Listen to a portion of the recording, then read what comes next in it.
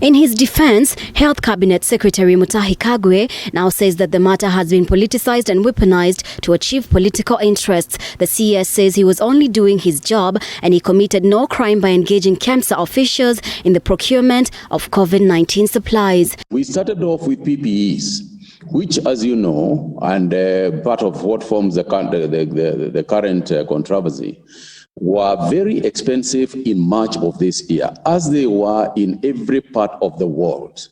And it is true that we were buying those PPEs. In fact, initially, when I remember a few of them that actually came at 15,000 before they stabilized at 9,000.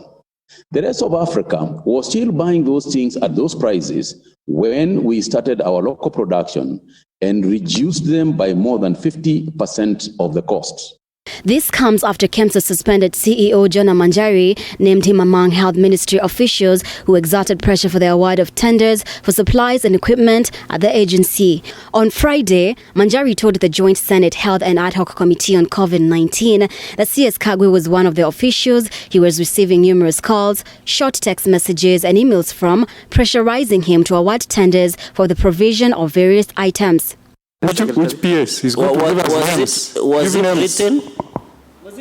Was it written?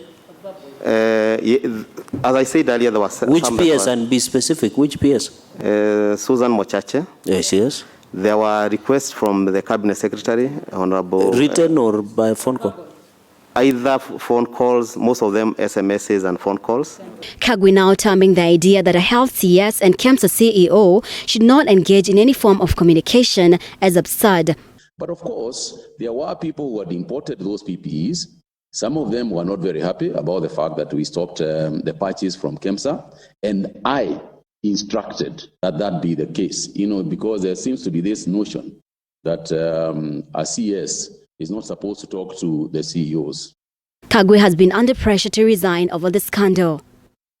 Mumbi Chege, TV 47.